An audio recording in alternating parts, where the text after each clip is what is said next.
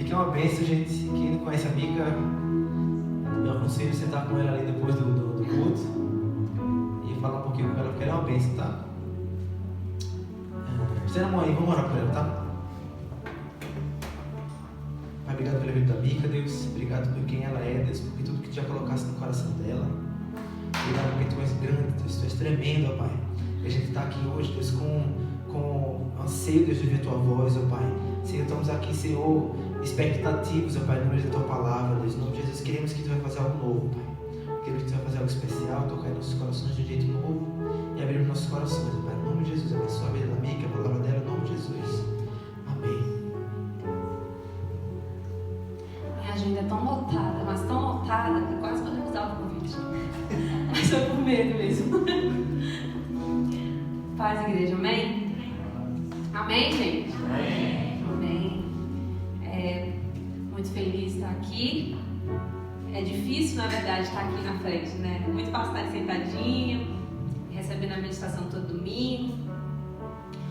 Mas o Senhor também pode usar a nossa vida. Amém? Eu li essa semana. Eu estou lendo tanto livro junto que eu esqueci quem foi que falou. De onde foi que eu li? Qual livro foi? Mas eu vi esses dias, na leitura que eu estava fazendo, eu acho que foi o Subirá que disse que a gente fala muitas vezes que existiam grandes homens e grandes mulheres de Deus. Mas na verdade, essas pessoas nada são pessoas comuns que decidiram ser guiadas por Deus e deixar ser usada por Ele. E a minha oração ultimamente tem sido essa: Deus nos faz ser alguém relevante na terra. Não permita que eu passe pela terra e não faça diferença na vida de ninguém, mas que de fato eu possa ser relevante. E na verdade foi para isso que o Senhor nos chamou, né? O Senhor nos chamou para ser relevante na terra, para fazer a diferença na terra e levar o evangelho dele através das nossas vidas. E eu tenho muitas vezes lutado muito contra o meu chamado, lutado muito contra aquilo que o Senhor me chamou para fazer. E principalmente depois que eu vim para a Noruega, já tem 1 ano que eu estou casada, morando aqui. E esse 1 ano com Deus para mim tem sido um ano de recomeço, um ano de voltar para o Senhor mesmo. A gente, quando chega aqui, fica tão encantada com tantas coisas. E muitas vezes a gente esquece do principal: quem nos trouxe para cá e por que nos trouxe para cá. E é sobre isso ultimamente que eu tenho pensado, refletido. E tenho pedido para o Senhor abrir os meus olhos, me dar entendimento para fazer realmente aquilo que Ele me chamou para fazer. Porque eu sei que não só foi por um casamento que eu venho para a Noruega. Porque muito antes de conhecer meu marido, o Senhor já tinha me feito promessas. Eu lembro que na adolescência, na juventude, 20 anos, sou velha não, tá, gente? Mas com mais ou menos 20 anos, o Senhor me fez uma promessa. Eu estava na igreja, fui visitar uma outra igreja. E o Senhor usou um jovem com muita autoridade. E esse jovem chegou para mim e disse assim: moça, vou eu Deus te levar a nações e tu falarás idiomas. E quando eu recebi aquela profecia, eu fiquei meio sem entender e perguntava ao Senhor: mas como? Eu acho que eu fiz como Sara, eu ri. Eu não acreditei, porque eu olhei para as minhas condições. Eu me limitei naquilo que eu tinha, ou seja, eu não tinha nada. Cresci numa família muito humilde, muito pobre. Então, quando o Senhor me fez essa promessa, eu fiquei sem acreditar que seria eu mesmo. Mas o Senhor, Ele nunca erra, né? O Senhor nunca erra em suas escolhas. Quando o Senhor realmente nos chama e nos revela o que Ele tem para a nossa vida, é nós mesmos. Por muitas vezes a gente não consegue entender como vai ser, mas o Senhor tem seus caminhos. E essa promessa foi muito antes de eu vir para a Noruega. Eu vim para a Noruega a primeira vez em 2015 para trabalhar com a Nilceia, sem conhecer a Nilceia, sem conhecer ninguém aqui na Noruega. Não conhecia a pastora Ana ainda, apesar da pastora Ana ser de Recife também, de onde eu vim. Mas eu não conheci ninguém. E quando eu recebi a proposta de vir morar na Noruega, trabalhar, eu senti meio que medo. E eu lembro que eu sempre fui muito ativa na igreja, gente. Eu cresci na igreja. Sempre fui muito ativa na igreja, nas obras, sempre estava me envolvendo com obras. Mas quando eu recebi a proposta de vir para a Noruega a primeira vez, eu senti medo. E eu confesso que a primeira coisa que eu fui pesquisar sobre a Noruega foi: a Noruega é um país perseguido? Foi a primeira coisa que eu fui pesquisar na internet, porque eu nunca tinha ouvido falar da Noruega, talvez só no meu ensino médio, estudando geografia, mas eu nunca tinha ouvido falar sobre o país, de como o país era, de como a cultura era. Então eu fui pesquisar e eu vi que a Noruega era um país cristão e tal, então isso meio que me deu paz. E eu comecei a orar ao Senhor e não contei a ninguém sobre a proposta, não contei pra minha mãe, não contei pra ninguém da minha família. E fui orando. E eu lembro que em um culto, eu fui em um culto e eu já estava assim mais ou menos 1 mês e meio orando sobre isso. E o pregador estava ministrando e ele estava falando sobre as viagens missionárias de Paulo. E do nada o Senhor começou a usar aquele homem com muita autoridade. E no meio da pregação ele parou e soltou uma profecia dizendo que o Senhor fez uma proposta para alguém e eu quero dizer para você hoje aceitar. Porque quem está fazendo essa proposta não é o homem, quem está fazendo essa proposta é Deus. E aqui no meu coração se encheu de alegria e temor ao mesmo tempo. Eu comecei a chorar porque eu sabia que Deus estava falando comigo. E eu respondi sim ao chamado de Deus. A primeira vez que eu vim para cá, disse sim para trabalhar para a Nilcé e vim, passei 7 meses aqui. Foi uns 3 meses difíceis de adaptação, bem longe da família, longe de casa, uma cultura totalmente diferente da sua, um idioma totalmente diferente do seu. E voltei para o Brasil. E não faria ideia de que um dia eu retornaria para a Noruega. Porque eu sempre disse para Deus, Senhor, eu quero um marido, mas eu não quero um marido norueguês. Eu tinha os meus critérios. E fui para o Brasil. E quando eu cheguei no Brasil, eu vivi uma época muito difícil da minha vida, que foi a época que a minha mãe sofreu um grande acidente, ficou em coma, ficou sem andar por muito tempo e perdeu os movimentos do corpo. E eu entendi que aquele tempo que o Senhor me levou de volta para o Brasil foi o tempo de cuidar da minha mãe, de reatar o nosso laço, que minha mãe sempre trabalhou muito, então a gente nunca teve muito carinho, nunca teve muita presença física da minha mãe. E esse tempo de enfermidade que minha mãe enfrentou, essa luta que minha mãe enfrentou dentro do hospital, eu fui a única que poderia tomar conta dela. Minha irmã mais velha já era casada, tinha seus filhos, tinha um filho pequeno, meus 2 irmãos trabalhavam, eu também trabalhava na época e tive que abrir mão do meu trabalho para poder cuidar da minha mãe. E foi uma experiência acho que foi uma das experiências mais fortes que eu tive com Deus, pois todos os dias eu estava em hospital, todos os dias eu estava visitando minha mãe na UTI. E foi uma fase muito, muito difícil da minha vida, mas foi a fase que o Senhor preparou, o Senhor estava preparando para mim isso, esse momento para eu ter com a minha mãe, esse momento de cuidar dela, porque o Senhor sabia que futuramente o Senhor me traria de volta para a Noruega. E passei esse tempo com minha mãe, cuidando dela. Foi uma época muito difícil, onde os médicos não viam solução para ela, porque ela quebrou fêmur, ela quebrou bacia, ela quebrou algumas costelas. E para o médico achar, eu lembro que quando eu cheguei na UTI uma vez, a minha mãe estava cheia de equipamentos aqui na perna, cheio de ferro nas pernas, ferros aqui. Minha mãe ficou inchada, ninguém conseguia reconhecer a minha mãe. E eu lembro que quando eu cheguei perto da minha mãe, ela estava em coma, os médicos preferiram induzir o coma, porque ela sentia muita dor. E quando eu cheguei lá, eu lembro que eu perguntei para uma enfermeira assim, quanto tempo a minha mãe vai ficar usando isso? E a enfermeira, muito sem amor no coração, falou, isso aí, talvez uns 2 anos ela vai ficar com isso. E a forma que ela falou pra mim me causou uma tristeza tremenda no meu coração. E eu lembro que minhas lágrimas caíram, eu comecei a chorar. E pra minha família eu era mais forte, porque eu sempre entrava e quando eu saía eu não estava chorando, mas eu chorava muito lá dentro para não mostrar minha fraqueza para as minhas famílias, porque meus irmãos sempre saíam chorando muito, minhas tias sempre saíam chorando muito da UTI, porque todos os dias que a gente ia na UTI os médicos davam um diagnóstico diferente. O médico disse da UTI. Vocês sabem que estar em UTI já é um caso muito grave, né? Estar dentro da UTI já é caso grave. Mas os médicos diziam, de todos aqui da UTI, a sua mãe é a pior. O caso da sua mãe é a pior. E assim foi, e eu fui tendo experiência com Deus. E foi nesse processo que eu passei com a minha mãe, foi onde o Senhor me deu essa, que o Senhor falou aqui da página que eu tenho na internet, que eu escrevo para meninas principalmente. E o Senhor falava para mim que eu estava florescendo no meio da dor. Eu não entendia isso? E foi quando o Senhor me deu uma ideia, cria uma página na internet. Eu sempre gostei muito de escrever, eu sou muito comunicativa. E eu criei essa página na internet, florescendo na dor, porque era uma fase que eu estava vivendo realmente no Senhor. Era uma fase que eu estava florescendo, amadurecendo em Deus, conhecendo mais o Senhor. Eu entendi que muitas vezes a gente só vai para Deus quando a gente realmente está dolorido, quando a gente realmente está machucado, quando realmente nós estamos acabados, é que a gente procura o Senhor. E isso aconteceu comigo. E eu criei essa página, hoje essa página na internet, no Instagram, tem 17 mil seguidores.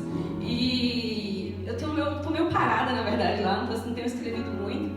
Mas foi uma fase que me trouxe muita experiência mesmo. Mas minha mãe tá bem hoje, graças a Deus. Minha mãe tá andando. Os médicos achavam que ela não ia voltar a andar. Eu lembro que quando ela começou a fazer fisioterapia, a perna direita dela era toda reta assim, ela não dobrava a perna. Ela ia pra fisioterapia sentada na cadeira de roda com a perna pendurada assim. E ela começou a fazer fisioterapia, começou a melhorar. O Senhor foi abençoando a minha mãe ficou boa. Hoje minha mãe anda, ficou com sequelas, claro que foi um acidente muito, muito grave, um acidente de moto, uma batida, ela foi atropelada. Mas aí hoje minha mãe anda, minha mãe está na casa do Senhor. Quando foi essa semana, ontem ela falou para mim que se reconciliou com a igreja, voltou a ceiar. E eu vejo a mão do Senhor sobre a minha família, eu vejo a mão do Senhor sobre a minha casa, e eu vejo a mão do Senhor sobre a minha vida. E para entrarmos na palavra, essa semana a pastora me mandou mensagem perguntando se eu poderia trazer a palavra no domingo, e eu fiquei meio temerosa. E antes de responder para ela, eu li, nem abri a mensagem, nem visualizei, só olhei por cima e disse: Senhor, o que é que eu vou falar? Porque eu estou numa fase de voltar para Ti, eu estou numa fase de me esconder mais em Ti, de querer Te buscar mais. O que é que eu vou levar para a Tua igreja? E o Senhor falou: aquilo que eu já fiz com você, aquilo que eu já fiz na sua vida. E eu fiquei pensando: mas o que é que eu posso falar? E uns dias atrás, a pastora Ana, ela fez algo muito lindo com as obreiras, que ela, cada dia da semana, uma obreira foi lá visitar ela. A gente não sabia o que era, ela só pediu para que cada um dia da semana uma das obreiras fosse visitar ela. E quando a gente chegou, quando foi o meu dia, acho que foi numa quinta-feira, acho que tem 2 semanas atrás, quando eu cheguei na casa da pastora Ana, tinha um banquete lindo assim preparado, um café da manhã maravilhoso, com flores em cima, uma coisa mais linda, um tempo de qualidade que a gente teve com a pastora. E eu contando algumas coisas da minha vida à pastora. E depois desse dia o Senhor começou a me trazer à memória muitas coisas da minha infância, muitas coisas das quais eu passei, que talvez muitos de vocês não conheçam. Talvez vocês conheçam a minha história por cima. Eu nunca contei o meu testemunho assim no púlpito da igreja, nunca me abri, me expus, tanto como eu vou me expor hoje. Mas foi aquilo que o Senhor colocou no meu coração para trazer para vocês hoje. Tenho certeza que o Senhor, Ele nos usa, porque se o Senhor mandou falar isso, é porque tem pessoas que estão aqui que estão necessitadas de ouvir isso. E quando eu comecei na quinta-feira a preparar a palavra, eu disse: eu quero um tema que nem o Silvio. Eu quero ter um tema que nem o Silvio. E o tema que o Senhor me deu foi paternidade restaurada. Vamos ler a palavra em 1 João. 1 João, capítulo 3.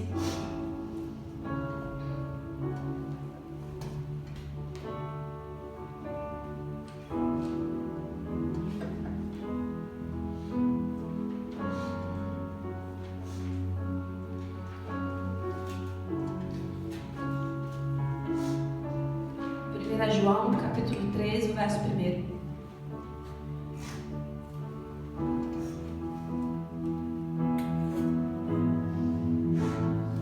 Todos acharam bem?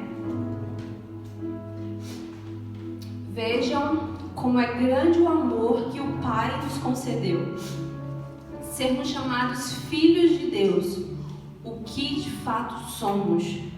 Por isso o mundo não nos conhece, porque não o conheceu. Essa é a minha verdadeira identidade, essa é a sua verdadeira identidade, e esse é o nosso verdadeiro Pai. A gente somos chamados de filhos de Deus. E essa semana eu estava assistindo a ministração, acho que foi ontem, e o pregador falou assim: veja que privilégio privilégio nós temos de sermos chamados filhos de Deus. Abraão, Jacó, Isaac não teve esse privilégio de chamar Deus de Pai. Mas nós, através do sacrifício de Jesus, hoje temos o privilégio de chamar Deus de Pai. Eu sou a terceira filha de 4 filhos. A minha mãe conheceu meu pai muito jovem ainda. E quando a minha mãe casou, ela casou grávida da minha irmã mais velha. E os meus pais sempre foram cristãos. Minha mãe, ela foi criada na igreja batista, cresceu e começou a congregar na Assembleia de Deus. Quando ela conheceu meu pai, foi numa igreja e eles se conheceram, começaram a namorar. Minha mãe engravidou e teve minha primeira irmã. E a minha mãe teve muitos problemas com meu pai, porque apesar de ser cristão, mas ela enfrentou algumas dificuldades com meu pai. Meu pai abandonou a minha mãe quando meu irmão mais novo Meu irmão mais novo ainda não engateava. Eu não tenho muitas memórias da minha infância, de fases menores, mas a minha mãe já contou muita história pra gente. E a minha mãe fala que meu pai abandonou a nossa casa, meu irmão mais novo ainda não andava. E o meu pai traía muito a minha mãe, foi uma vida de muito sofrimento, muitas traições.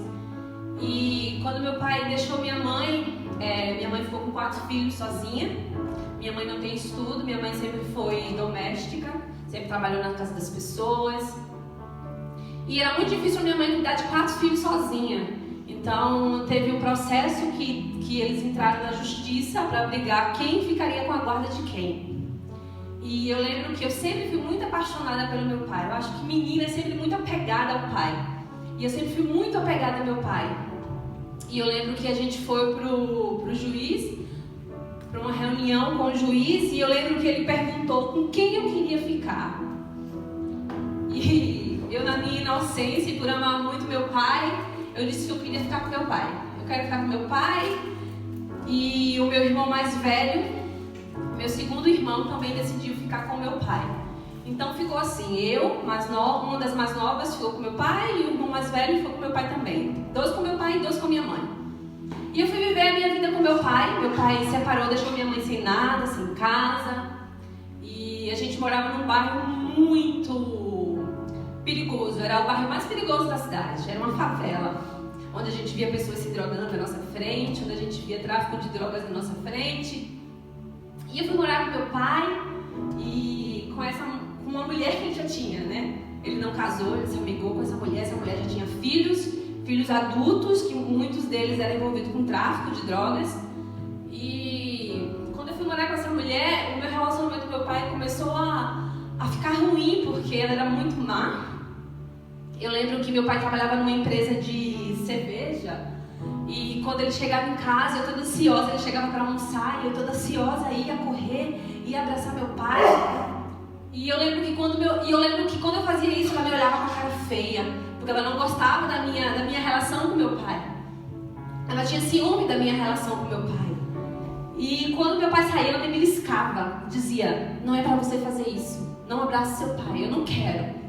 E ela começou a tirar isso de mim, né? Essa paternidade de eu ter um pai presente na minha vida. Eu lembro que na época que eu vivia com meu pai era presente, assim, ele sempre me deu carinho, mas por causa dessa mulher, eu comecei a sentir medo dela. E eu lembro que a gente morava numa casa e eu costumava sentar em um banquinho que tinha na frente, por trás dessa casa, que dava para uma rua onde minha mãe sempre passava. E minha mãe sempre passava para levar meus 2 irmãos para a escola, e ela me proibia de dar bênção à minha mãe. Não sei se nos outros estados do Brasil, mas no Nordeste a gente tem costume de dar bênção à mãe. Bênção à mãe, bênção ao pai. E quando a minha mãe passava, minha mãe toda vez que conta isso pra mim, ela conta chorando. Porque ela dizia assim: filha, cadê a bênção da mãe? E eu, calada, porque eu tinha medo da minha madrasta, porque ela dizia que não era pra eu responder a minha mãe, não era pra ter contato com a minha mãe. E minha mãe disse que sofreu muito por ver eu e meu irmão nas mãos de uma mulher que não criava a gente, que não amava a gente. Minha mãe conta que meu irmão, que morava comigo com essa madrasta, ela não cuidava da gente. Meu irmão ia para uma feira que tinha próximo e ela deixava meu irmão todo desgarrado lá. Minha mãe dizia que meu irmão comia banana podre da feira, porque ela não cuidava, ela não dava alimentação a gente. Eu lembro que eu fui uma criança muito piolenta, eu tinha muito piolho. E eu lembro que ela tacava álcool na minha cabeça, matava os piolhos na minha cabeça e deixava lá. Ela era muito má, era uma mulher muito má. E ela fez muita maldade comigo, com meu irmão. E minha mãe começou a saber dessas coisas e não aguentou. E foi pro meu pai e pediu para ele devolver meu irmão de volta. E a minha mãe disse que um dia, era Dia das Mães, eu acho que eu morei mais ou menos 1 ano com meu pai e eu não tenho muita lembrança assim de fase, de idade, de tempo. Mas eu lembro que era mais ou menos 1 ano que eu vivi com essa vida, com essa mulher.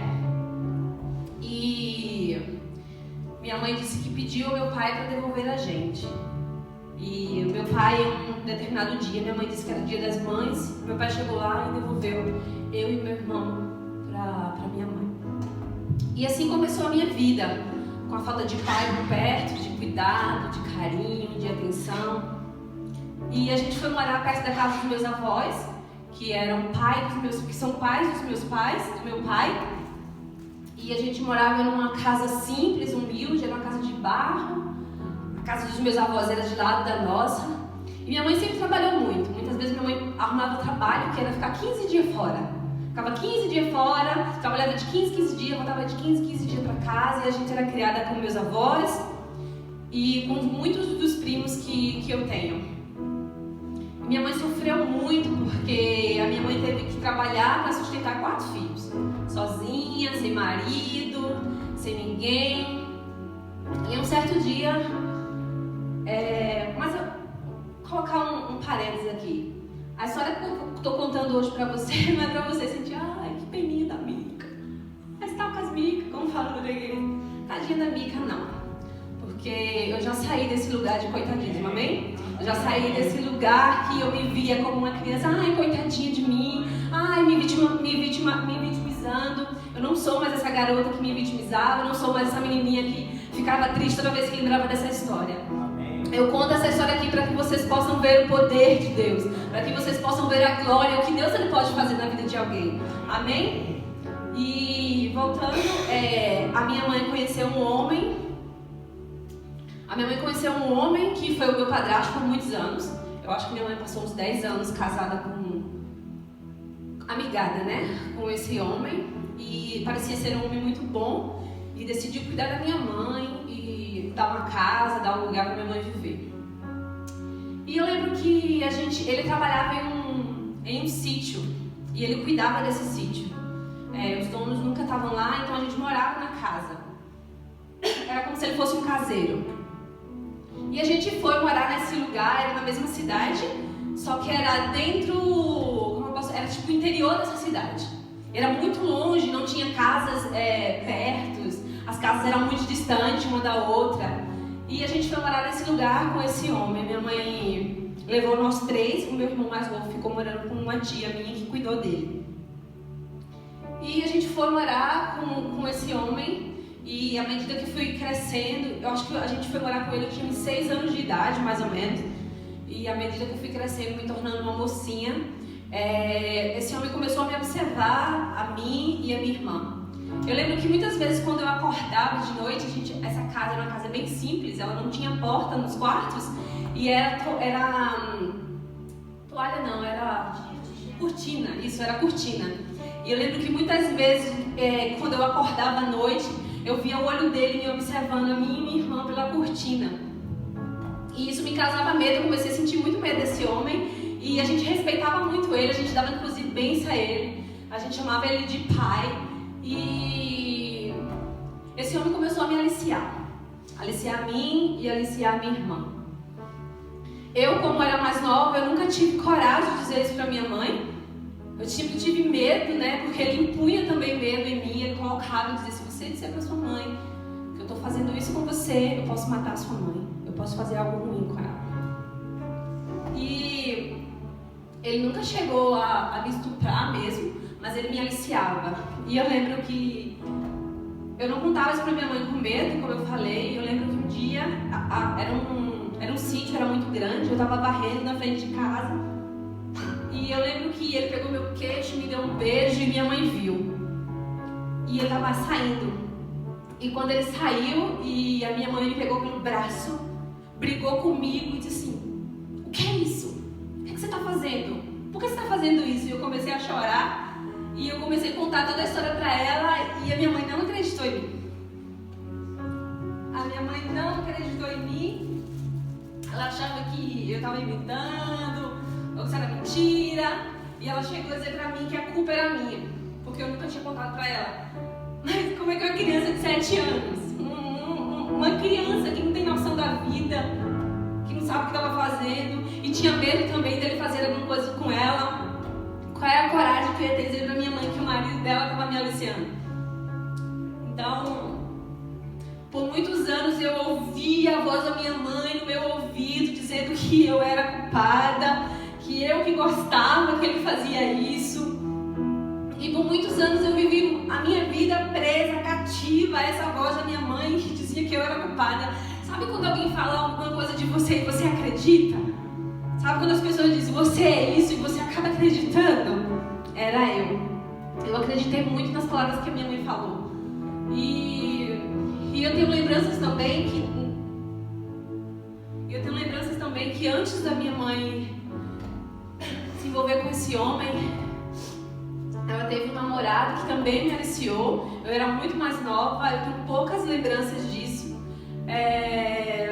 E eu fui aliciada por 3 homens diferentes. Eu fui aliciada por esse cara que dizia ser meu padrasto, que minha mãe passou 10 anos com ele. Por um cara que era muito... minha mãe estava se envolvendo com ele, mas ele era muito amigo da família. E por outro homem que eu já era mais velha, já estava na pré-adolescência. E eu morava em uma casa de tábua. E a minha mãe conheceu esse rapaz, ele já tinha sido namoradinho da minha mãe na adolescência. E ele era cristão. E minha mãe levou ele pra dentro de casa. Eu lembro que a casa era bem pequenininha. Era uma casa de tábua assim, bem na avenida. Era uma avenida que não tinha asfalto ainda. E só tinha uma cama. Eu dormia no chão. E eu lembro que eu acordei de madrugada com esse homem me beijando. E eu já estava mais esperta. Eu já tinha passado por 2 aliciamentos. Então eu já estava mais esperta. E gritei. Eu gritei, era madrugada, eu gritei e minha mãe viu. Então quando minha mãe viu, minha mãe expulsou ele de casa. E eu acho que foi a partir daí que minha mãe começou a ter um entendimento que a culpa não era minha. E cresci com esses traumas, cresci com essas coisas que aconteceram na minha vida. E tudo isso me fez uma criança muito insegura. Eu sempre fui muito insegura. Até chegar na minha adolescência, nos meus 15, 16 anos, eu encontrei um rapaz e a gente começou a namorar. Acho que eu tinha uns 16 anos, ele tem a mesma idade que a minha. Era um rapaz maravilhoso, um menino abençoado, até hoje tenho contato com a família. E nos relacionamos por 5 anos, mais ou menos. Era o rapaz que eu pensava que realmente ia casar, que eu ia construir uma vida. Porque todo mundo que olhava pra gente dizia assim: nossa, eu vejo um futuro pra vocês são uma bênção junto.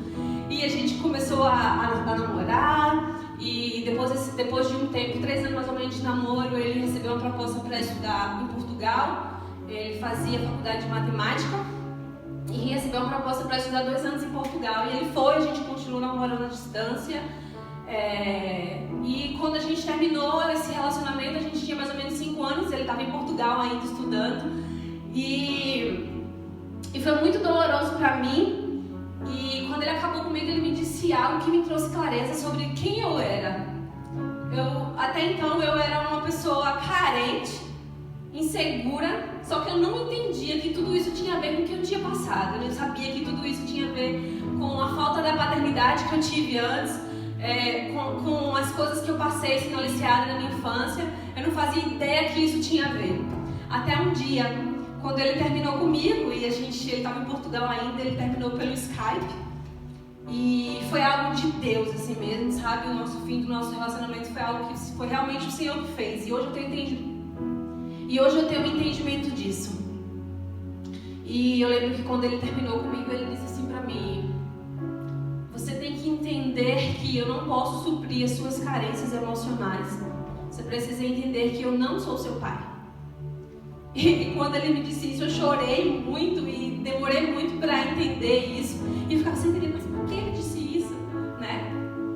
E E passado o tempo, Deus começou a tratar comigo, eu comecei a entender que eu sugava dele algo que ele não poderia suprir em mim. Eu cresci uma criança sem pai, eu cresci uma criança órfã de pai vivo. Eu tenho um pai, meu pai é vivo. Mas eu não tive o carinho, eu não tive o amor, eu não tive o cuidado, eu não tive a segurança que um pai faz com o filho. Tudo isso foi perdido, então tudo isso eu depositei em alguém que não poderia suprir as minhas necessidades, não poderia suprir esse amor que faltava em mim. E então foi aí que começou a minha jornada com Deus, assim. Eu sempre fui cristã, desde criança, eu sempre fui à igreja, sempre caminhei. Eu digo que eu nunca me afastei da igreja, mas eu já me afastei de Jesus muitas vezes. Porque o fato da gente estar na igreja não diz nada, né? O fato de virmos à igreja no domingo não fala o quanto somos amigos de Deus, o quanto somos íntimos de Deus, né? E até eu entender isso foi um processo, porque eu achava que estava fazendo muito, eu sempre fui muito envolvida nas obras da igreja. Eu trabalhava com adolescentes na minha igreja, depois trabalhei com jovens na minha igreja, era líder de jovem, era maestrina aqui na Assembleia de Deus, tem um grupo de gestos de meninas que fazem tipo dança, e eu era líder delas. E uma vez eu lembro que eu, nesse conflito interno dentro de mim, sem entender quem eu era de fato, sem entender a paternidade de Jesus em mim, eu comecei a chorar em uma oração e eu falo pra Deus: Deus, eu não tô entendendo porque eu tô fazendo tudo da tua casa, mas eu tô te sentindo, sabe? Eu tô trabalhando tanto na tua obra, mas eu não tô vendo o teu mover sobre a minha vida. E foi quando o Espírito Santo de Deus falou pra mim: filha, você tá trabalhando muito pro Deus da obra, mas você não tem tempo com o Deus da obra. E aquilo foi muito claro pra mim. Eu entendi que eu precisava mergulhar em Jesus, eu precisava conhecer de fato. Porque eu sempre fui para a igreja porque minha mãe obrigava a gente a ir para a igreja. Eu cresci, minha mãe era cristã já, minha mãe dizia: vocês têm que ir para a igreja, tem que ir para a igreja. E a gente ia para a igreja porque minha mãe obrigava a gente a ir para a igreja. Mas até eu ter um encontro com Jesus mesmo e minha vida ser transformada, de conhecer quem de fato Jesus era, foi um processo. E como eu cresci numa igreja muito severa, digamos assim, né? A Assembleia de Deus tem muita doutrina, eu nunca olhei para Deus como um pai. Eu nunca vi Deus como alguém que eu poderia chamá-lo de pai, onde as minhas necessidades emocionais pudessem ser supridas. Eu olhava para Deus como uma autoridade sobre mim, como um Deus mesmo, sabe? Ele é um Deus, ele é que manda sobre todas as coisas e eu obedeço. Eu não tinha esse relacionamento de pai e filha com Deus. Mas eu quero te dizer que a sua dor, a minha dor, ela pode ser um instrumento nas mãos de Deus. Aquilo que a gente passa, aquilo que muitas vezes acontece coisas nas nossas vidas e a gente começa a se questionar: mas por que o Senhor permitiu acontecer isso? E eu lembro que na minha adolescência eu orava e dizia: Jesus, traz meu pai de volta para minha mãe. E isso fazia anos que meus pais já eram separados. Jesus, traz meu pai de volta para minha mãe, porque eu nunca tive problema de inveja. Nunca senti inveja de ninguém com nada, com dinheiro, porque alguém tinha uma roupa melhor que a minha. Eu nunca tive essa dificuldade, nunca tive esse problema. Mas a única coisa que eu invejava nas pessoas era ver que as famílias delas estavam completas. E isso doía em mim. Eu dizia: mas por que fulano tem e eu não tenho? Por que fulano tem um pai presente e eu não tenho um pai presente? Isso doía em mim. E eu lembro que eu orava: Senhor, traz meu pai de volta para minha casa, traz meu pai de volta, eu sinto falta do meu pai. E o Senhor começou a trabalhar, eu comecei a crescer, eu comecei a ter mais um entendimento de quem Deus era. Mas eu lembro que quando eu vim para a Noruega a primeira vez, eu vim cheia de ferida, eu vim com muita ferida para cá. Eu ainda estava no processo de me ver livre do meu ex-namorado, porque eu amava muito ele, eu achava, né? Eu amo meu marido. Eu achava que eu amava muito ele. E eu vim para a Noruega muito ferida. E todo mundo conhece, quem conhece a Assembleia de Deus, sabe que tem coisas que eles não tratam muito, tipo libertação. A Assembleia de Deus não trabalha muito nessa área. E eu precisava muito disso. Eu não sabia, mas assim, eu precisava. Então eu vim para a Noruega pela primeira vez, e foi quando o Senhor começou a tratar sobre paternidade comigo. E eu vim para cá, e eu lembro que uma vez, na casa da pastora Ana, o culto era lá ainda, naquela salinha apertadinha, muita gente no culto. E a Karine, a prima do Léo, ela estava aqui nessa época, na mesma época que eu estava. E eu lembro que o Senhor usou profundamente a Karine para mim. Ela não conhecia a minha história ainda. Ela não sabia o meu histórico de vida, ela não sabia o que eu tinha enfrentado, ela não sabia sobre o que eu estava lutando naquela época. E o Senhor usou tremenda a Karine para mim e disse assim: Deus, vou te dar um marido, mas antes de eu te dar um marido, eu vou suprir todas as lacunas emocionais que o seu pai deixou em você. E eu chorava muito porque eu sabia que era isso que eu precisava, era dessa cura que eu precisava. Era encontrar em Deus a paternidade, era encontrar em Deus aquilo que faltava em mim. E foi quando começou o meu processo, né, de ver Deus como pai. Porque eu tinha dificuldade de enxergar Deus como pai. E hoje eu entendo que a minha história de vida faz parte do propósito de Deus para o meu propósito. A sua história de vida, por mais dolorida que ela seja, por mais sofrida que ela seja, talvez você não passou um terço do que eu passei, ou talvez você passou muito mais do que eu passei. Mas eu quero te dizer que tudo que acontece na nossa vida faz parte do propósito de Deus para nós. Por mais que a gente não consiga entender, por mais que a gente não consiga compreender, e muitas vezes a gente, Deus, isso aqui não faz sentido, isso aqui não está fazendo sentido, mas eu quero te dizer que faz parte do plano de Deus para a tua vida. Hoje eu estou aqui contando a minha história da Noruega, gente. Uma menina que veio da favela, do pior bairro da cidade, onde tinha traficante na frente da minha casa. Eu estava contando pro Léo e a Jéssica ontem, eles estiveram lá em casa, e eu estava contando para eles que a gente morava num bairro onde os traficantes traficavam na frente da nossa casa, onde era o ponto de venda de droga. E eu estava dizendo para eles ontem que o chefe da boca, como a gente falou lá em Recife, o chefe do tráfico, ele protegia a nossa família, porque ele tinha contato com a minha tia. E eu lembro que uma vez eles bateram na porta de casa na madrugada, e minha mãe atendeu, e um dos líderes do tráfico falou para minha mãe: Dona Rita, deixa eu dormir, me dê uma dormida, deixa eu dormir aí à noite. Aí minha mãe disse para ele: Você sabe que eu tenho 2 filhas, não fica legal, eu sou sozinha. Aí ele: Não, tudo bem, me dê um lençol e um travesseiro que eu vou dormir aqui fora. E foi nesse ambiente que eu cresci. E eu lembro que quando eu era pequena, diziam que eu era muito parecida com a minha tia. Eu tenho uma tia que até hoje ela vive nesse mundo de prostituição. Não de vender corpo e enfim, mas ela vive nesse meio. E desde que eu era criança que eu vejo a minha tia se envolver com vários homens. E eu lembro que quando eu passava, quando eu estava perto dela, muita gente dizia pra mim: Você vai ser igual a sua tia. O futuro que eu vejo pra você é igual da sua tia. E eu não tinha entendimento ainda, era muito pequena, criança. E toda vez que eu lembro disso, eu lembro: o Senhor é capaz de transformar a maldição em bênção. Todas as palavras que falaram pra você, dizendo que você não é, ou que você não pode, ou que você não é capaz, o Senhor, Ele transforma a maldição em bênção. Hoje eu estou aqui, para a glória de Deus, não me transformei naquele plano que Satanás tinha para a minha vida. Hoje eu estou aqui contando para vocês o que Deus fez na minha história. Se Deus transformou a minha história, Ele pode transformar a sua história também. Eu sei que cada um que está aqui tem um histórico de vida, que se a gente parar para sentar e conversar, a gente vai ver o quanto Deus transformou a nossa vida, o quanto Deus transformou a nossa história. Eu sei que o plano de Satanás para a minha vida era me ver como uma prostituta com vários homens, mas o Senhor, Ele chegou primeiro na minha vida e me resgatou do plano de Satanás. E quando eu estava preparando essa ministração para trazer hoje, quando o Senhor falou para mim para eu contar a minha história, eu olhava pela janela da minha casa e começava a chorar, porque eu fiquei lembrando de tudo que eu passei, de tudo que eu enfrentei, e eu olhava pela janela neve. Eu dizia: Meu Deus, uma criança que morava em favela, olha onde está, na Noruega, contemplando a neve. E eu sou muito grata pelo que o Senhor fez na minha vida. Eu sou muito grata pela reviravolta que o Senhor deu na minha história. E eu sentia muita pena de mim, sabe?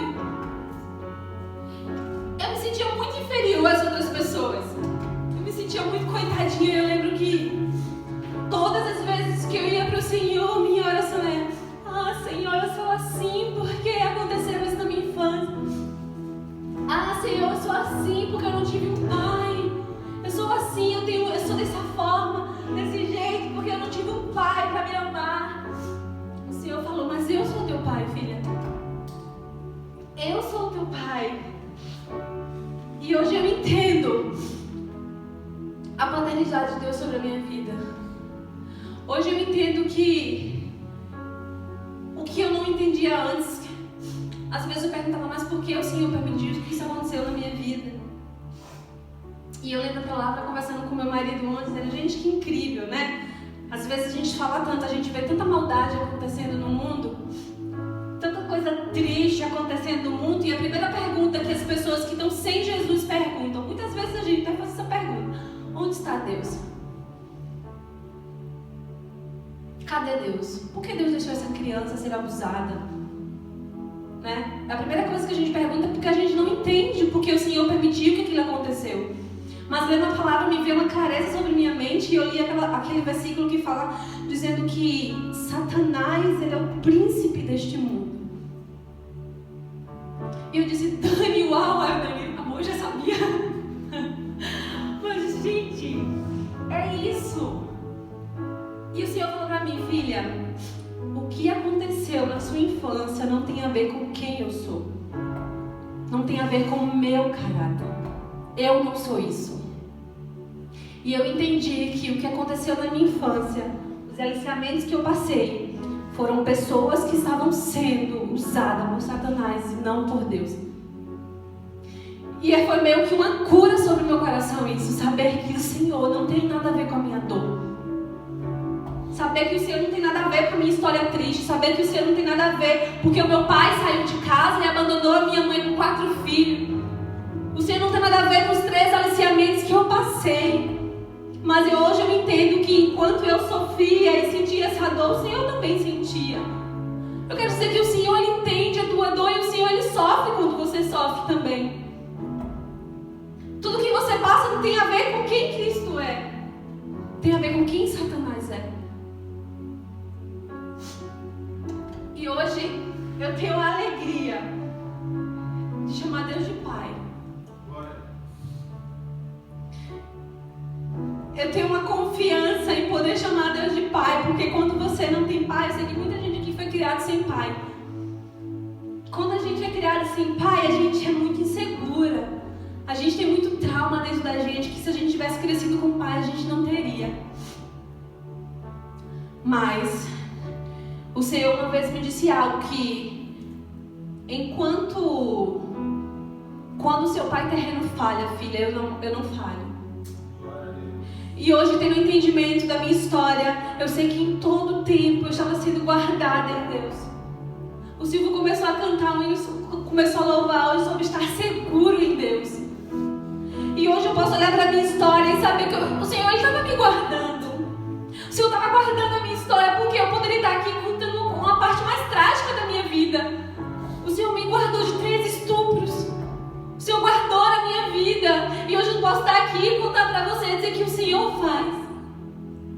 E posso dizer para você hoje que talvez a minha história possa ser parecida com a sua. Talvez não foi seu pai que te abandonou, talvez foi sua mãe que te abandonou. Talvez foi outra pessoa da tua família que te abandonou. Mas eu quero te dizer que você tem um pai. Que você tem um pai e você pode correr para Deus.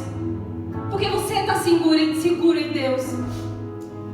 Porque muitas vezes eu tive tenho muitas amigas na minha adolescência que eram criadas com pais. Mas elas muitas vezes questionavam para mim dizendo que o pai não era presente porque o pai bebia muito. O pai não estava em casa, o pai não foi aquele pai que amou e cuidou. E a gente sabe que tem muita família assim, que são criadas com pai e mãe, mas com um lar perturbado.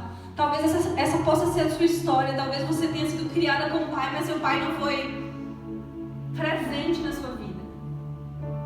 Mas eu quero te dizer que Deus, ele é presente na tua vida, que Deus, ele é presente na tua história, que Deus, ele guardou a tua vida e você estar aqui hoje não é por acaso. Vamos ler Isaías.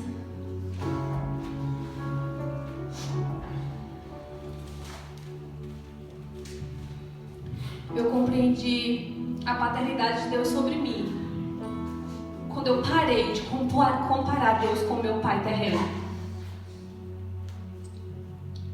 Porque o meu pai terreno, ele falhou. Ele abandonou o lar, ele abandonou a minha família, ele abandonou os meus irmãos. E quando eu comparava Deus com o meu pai, eu não conseguia ter um relacionamento como filha com Deus, porque eu olhava Deus como meu pai terreno que falhou comigo. Mas quando eu deixei de comparar Deus com meu pai terreno, eu entendi que quando o pai terreno falha ou despreza, Deus jamais despreza. Isaías 49:15.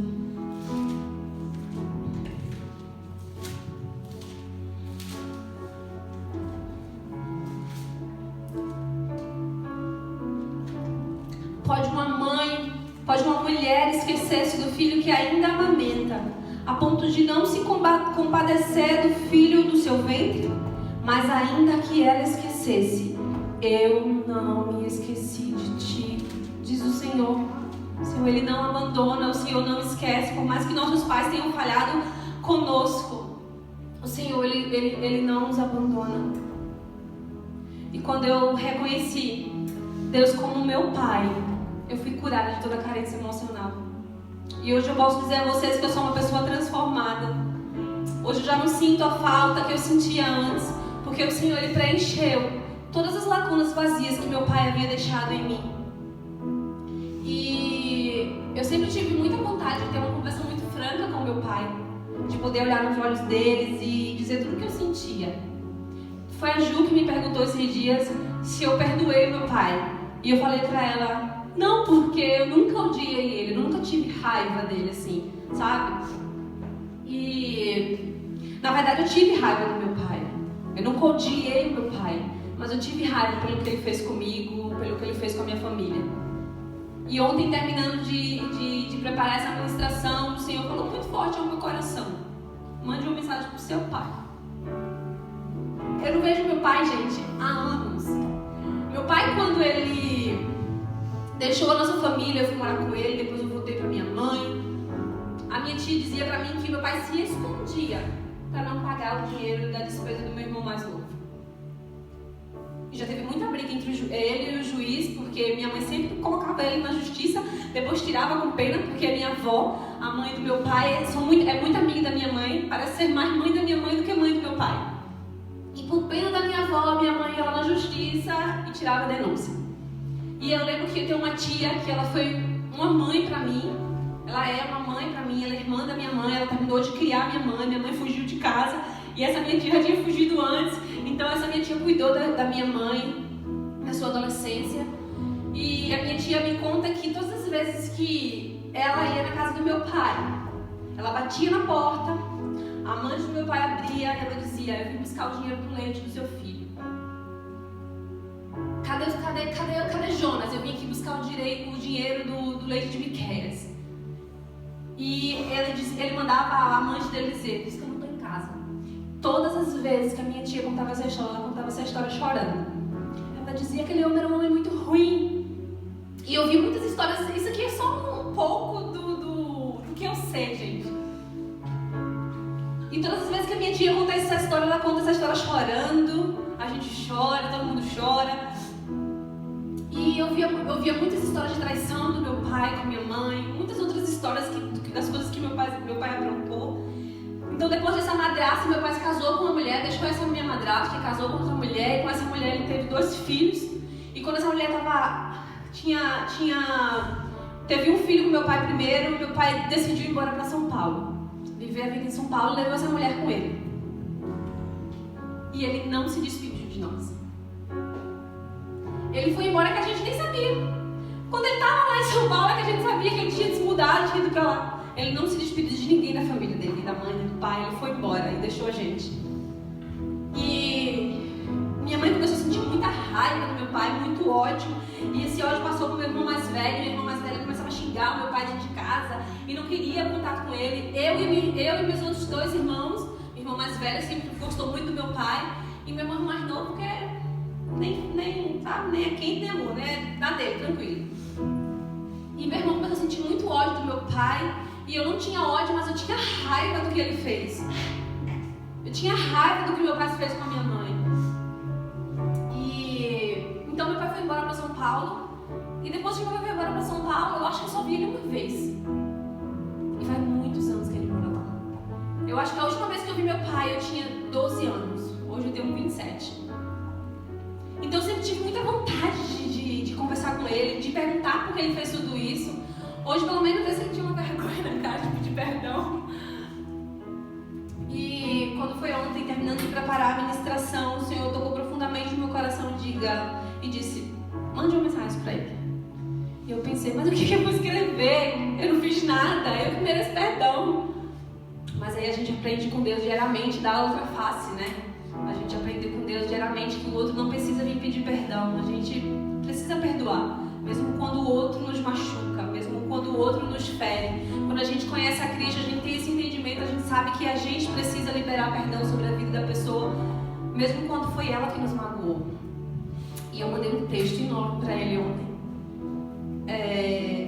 E pasmem vocês, eu acredito que ele não sabe de tudo isso que eu contei aqui.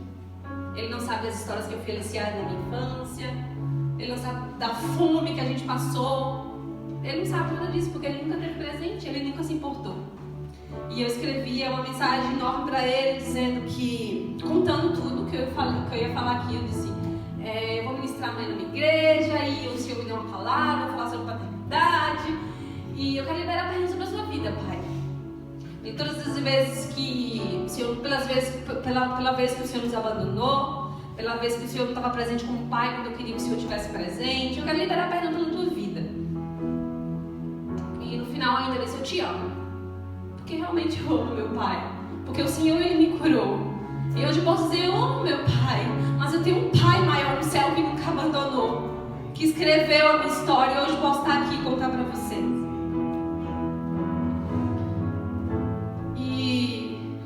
Deus, ele mudou a minha história e me mostrou o quanto amado eu sou por ele. E hoje eu posso dizer isso para vocês, talvez alguém aqui tenha dificuldade de ver Deus como pai. Talvez alguém mesmo que tenha crescido numa família aparentemente estruturada, diferente da minha. Mas talvez você não consiga ter Deus como seu pai. Talvez você não consiga se relacionar com ele como seu pai. Mas eu quero dizer para você que ele é o seu pai. E ele quer ter essa comunhão de pai com a gente. Porque essa é a nossa verdadeira identidade. Somos filhos de Deus. A palavra que eu li em João fala isso. Vejam como é grande o amor que o Pai nos concedeu.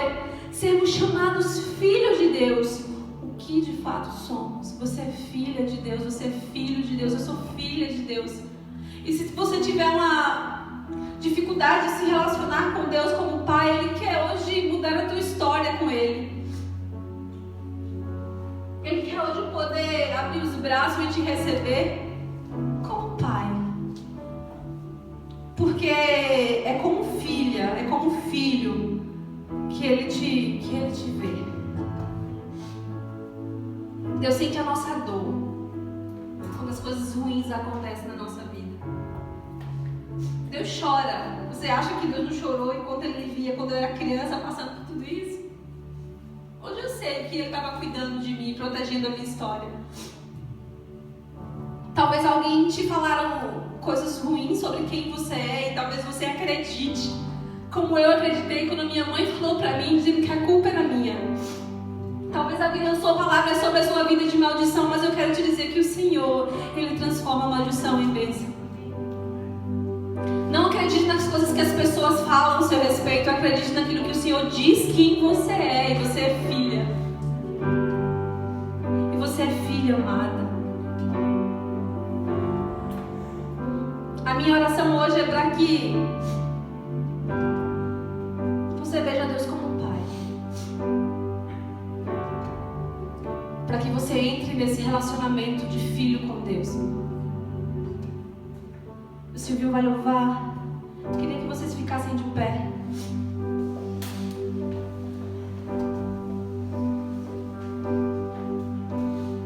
E entrasse nesse ambiente que está aqui.